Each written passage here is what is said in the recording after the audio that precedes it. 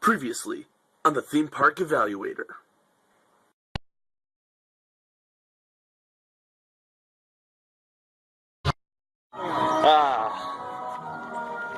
Hi there! Opening day at Six Flags. It's awesome!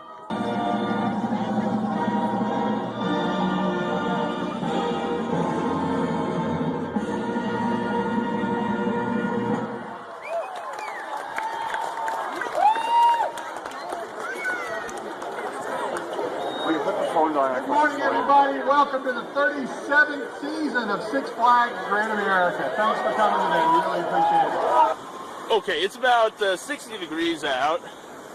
Al has goosebumps. I don't know if we can see them. A little bit. And we're going on a water ride. An excellent idea. So now you know how the day went, because you've seen all the video that I was able to take on opening day. And ultimately, things for the most part went swimmingly. Ultimately. There were a couple of instances that things did go horribly wrong.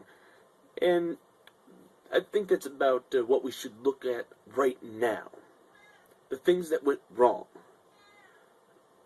Firstly, the announcer, the master of ceremonies, the, general manager or park owner or something like that, he couldn't even get the year correct for how long Six Flags has been open. Six Flags last year was having its 35th anniversary. That's right, 35 years. Just take a listen one more time to what he has to say. Good morning, everybody. Welcome to the 37th season of Six Flags Great America. Thanks for coming today. We really appreciate it. That's right. 37. Not 36 like it should be. 37. I mean, am I somehow mishearing this? I mean, maybe I'm the one that's crazy, not that guy.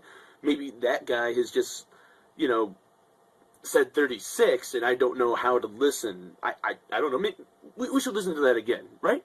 Good morning, everybody. Welcome to the 37th season of Six Flags Great America. Thanks for coming today. We really appreciate it. Now, as always, I'm never thrilled when it comes to theme parks deciding that they need to cater to the ADD crowd. There's lots to do. At theme parks, there's lots to take in, lots to ultimately wrap your mind around, such as I've always stated, theming.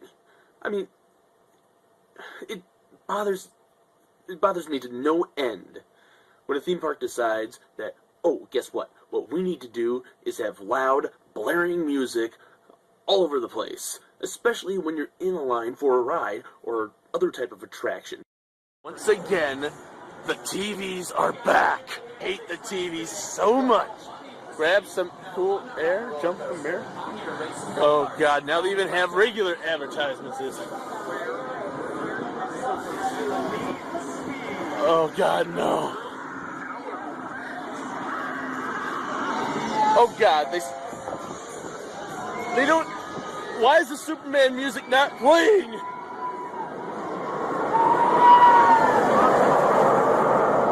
I mean, that just takes away from the beauty that there is, if there is any theming, and it tends to make that the side dish, not what it should be, is, the main course of your theme park experience. And it really bothers me that places like Six Flags have decided that they need to have music videos, they need to have commercials, they need to have, behind-the-scenes looks at things that nobody really cares about at theme parks. What I mean is, well, for example, with Six Flags, they have this girl named, Kit, or something like that. I think that's her name. And she pretty much is talking about, Six Flags Magic Mountain, or Six Flags Over Texas. The people at Six Flags Great America do not care what is happening at those other parks unless they are going to be able to go to those theme parks. However, most people that go to Six Flags Great America only are able to get to one theme park a year, unlike myself, where I can go to a few maybe 3 or 4, maybe 5. But ultimately, I myself can't even really get all that far. I can only go within like 300 miles of where I live. Depending on how long of a vacation I decide to take, I can go a little bit farther. But the thing is, generally speaking, most people, if they're going to go to a theme park, they're not going to go for stupid commercials. They're not going to go for this lady on the screen showing off a show that they're not even going to be able to see unless they happen to be able to get to that other theme park. They should be advertising, if they are going to do that, these shows in their own park. Things like Love at First Fright. Well, okay, it's not going to happen during during the normal season, but, Pop Fusion, the Glow in the Park Parade, Screams and Dreams Part 2. It's something that needs to be better enhanced for their own parks, and that really, really bothers me. So that takes away from theming for myself. I hate it when theme parks do that. Truly, I hate it. To me, Six Flags Great America this year has had theming go on a steady decline. And sure, the TVs have been there for a while now. But the fact that they don't want to rectify anything like that, they don't want to even update paint schemes on their rides. That's right, they don't want to update the paint schemes. Remember when Al was mentioning that he could barely read the letters? Let's just look at that again, okay? They really need to update their paint. I mean, you can't read that. Yeah, kind of can. The Superman's kind of faded though. Yeah, I know. I think they put more money in the actual plastic. Wait a minute. The creatures and the signs. Alright, now that we've seen that, why is it that they cannot spend a little bit of extra time making it so that we can read what the signs are for Superman? It was fun and interesting to read those things while you were waiting the hour and a half the ride generally had back in 2003 when it first came about. Now, again, they're relying more on TVs. They're relying more on the thrill factor. Oh. Okay, enough about the TVs. Enough about going overboard on commercialism. More theming issues, okay? The Dark Knight Coaster. That's right, the Dark Knight Coaster. That thing has been nothing but a cesspool since it opened in 2008. And back then, it was a decent cesspool. And I'm not meaning, this is the best cesspool I've ever been in. I mean, that took a different side. No. I'm meaning this ride was supposed to be up to the caliber of Revenge of the Mummy at Universal Studios Islands of Adventure. Not Islands of Adventure, Universal Studios Florida. The actual studio portion, not the Islands of Adventure portion. How did I get that messed up? I just went there, 2 years ago. Again. Anyways, it's supposed to be dark. It's supposed to be a little bit more about the scenery, about setting up the mood, rather than the thrill. And even that it fails on. This is just a regular Wild Mouse coaster in the dark. Yeah, in the dark. That's about it. I mean, sure, it, as my friend Sarah keeps calling it, is the Crazy Clown Coaster. There's lots of clowns all over the place because, hey, that's what Joker likes in the movie The Dark Knight. And he is called the clown, that's what he is. But we need more theming for that ride. We need more theming pretty much everywhere in the park. Batman the Ride no longer has its graffiti, no longer has the wonderful, miniature junkyard. It looked like you were going from the well-off area of Gotham. It looked like you would go into more of the run-down area. The place where, maybe even you could get mugged or something. I mean, it was a place where you didn't want to take your kids. Okay, perhaps that is a good reason to get rid of that theming. But that's not a good reason to get rid of the music.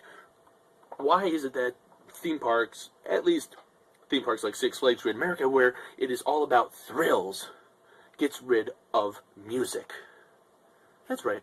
I mean, I can barely even know that the Dark Knight coaster even had music. I mean, The Dark Knight and Batman Begins, they both have such great music by Hans Zimmer and James Newton Howard that you could literally have that music playing in the background, so, the guests soaking that in, getting pumped just by hearing the title soundtrack, Molasses, and it is just something that gets the audience and guests, so very pumped that you don't really need to have that much of a story in order to be able to get the people excited about what's going to happen. And, ooh, the Dark Knight coaster. Why is it that they had to get rid of the pre-show? I mean, it still plays. It's just in the background on a TV that's approximately 24-inch LED monitor type TV. Whereas they used to be playing it on what looks like about a 105-inch, maybe 120-inch big screen. It wasn't a TV, but they were using the projector. The ride had a plot. They've been taking that away slowly, little pieces at a time. They no longer show images of the Joker and his goons on the monitors as you're walking through the line afterward. They keep playing the annoying, "Welcome to Wayne Central Station." No. They've been taking away whole bunches of scenery from the ride. They used to have a little, sewer piping at one point in time. They got rid of that. They used to have a truck almost run you off the track. That's no longer there. The "why so serious?" Thing when you're supposed to be going through the dark tunnel with the ha-ha-ha-has all over the place, that's no longer there. Well, the tunnel is still there, but you can barely understand the "why so serious." It's really annoying. X-Flight, however, fantastic use of theming. I literally, when I was watching that, or looking at the track, literally feel as though I was about to get into a type of military exercise. I was able to truly feel as though I was at a control tower. That's what theming is about. It doesn't have to be over the top like Disney, Universal. Sometimes Cedar Point is a little bit over the top too. However, again, they kept it simple but stylized. That's what it's all about. X-Flight is a beautiful way of doing that. So, the employees that day, ultimately very helpful. You asked them what time the show is supposed to be playing, they generally were able to say 1:15, 2:30. Well, that one's at 4 o'clock. Yes, that's right over the Pictorium. That's right at Carousel Plaza. Generally speaking, they were very helpful, very guest-friendly, and that I was very much pleased with. The cleanliness of the park, I hate when theme parks, movie theaters, pretty much anywhere I go, claims that it is the cleanest whatever in the world. And Six Flags says that every hour on the hour. And I keep seeing trash all over the place. Trash. That's right, they say they're the cleanest theme park in the world, yet I have never seen a piece of trash at Disney, or Cedar Point, or Timber Falls Adventure Golf. I haven't seen it at Mount Olympus, or Noah's Ark. I've barely seen some trash at Busch Gardens Tampa. Barely. Just a little piece here and there. Nothing much.